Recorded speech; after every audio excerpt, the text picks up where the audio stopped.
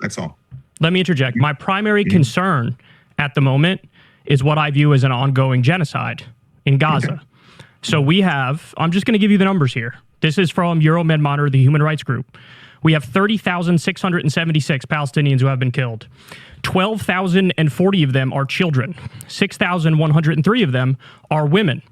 Of the 30,676 Palestinians killed, 28,201 of them are civilians. We have 58,960 people injured.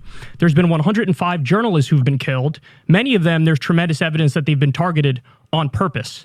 Of the 2.3 million residents of Gaza, 1.935 million of them are displaced. There's 67,946 homes that have been completely destroyed. We have 201 mosques that have been bombed, 3 churches that have been bombed, 169 healthcare facilities that have been bombed, 198 heritage sites that have been bombed. What we're looking at here, I think it's a genocide. I think South Africa is right. Clearly you disagree with that. But the crocodile tears, I find a little insulting. This idea that we should care more about feelings of some people as a whole group of people is getting wiped off the map. North Gaza is gone. It doesn't exist anymore. It's rubble. And Ben-Gvir and Smotrich have announced a plan of ethnic cleansing. Why should that not be the main focus and the main concern, especially when it's my money and our weapons that are being used for it?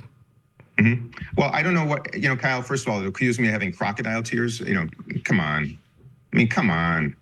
Have you not heard me say 1,000 times on this interview so far that I have great empathy and I feel the same way about the loss of innocent human life? And I can't hear, I've not heard you say one thing empathetic. I've not heard you say one thing empathetic towards a country and people that have been prosecuted, persecuted, oppressed, and killed in mass for generations. The only reason my family's an American family, Kyle, is because they escaped pogroms in Europe. Israel is also trying to protect itself. You never talk about it. Because I don't think they're trying to protect themselves. I think they're trying to wipe out Palestinians. That's what the evidence suggests. Well, I think, okay, then look I'm trying to be empathetic. You don't have empathy for the Jewish people, it appears, or for the Israeli state, and I understand that's such a cheap trick. You're basically saying I'm an anti-Semite because I'm critical of what's happening in Gaza. Do you think I'm an anti-Semite, Congressman? I didn't. Kyle, I did not use that term. What I'm saying is I'm empathizing. You're very clearly implying it. Okay.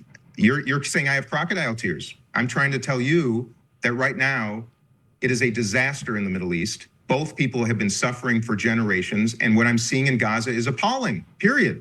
It's disgusting. If I were president, I would handle this quite differently. I would not allow tens of thousands of people to be killed, and frankly, I would not have allowed Israelis to be suffering like they have for generations. And I know none of us were alive during the Holocaust, but my goodness, you have no empathy for what it is like to be a Jewish person. None. And I'm telling you, I would be the first one on the front lines trying to protect Jews during the Holocaust, and that's how I feel like I am right now, trying to protect the Palestinians during the atrocity against them. That's my position. Congressman, I don't hear you talk about that history at all. Do you think it's understandable? Do you think I don't live in 1940? Do you think it's live right now. understandable to prioritize an ongoing genocide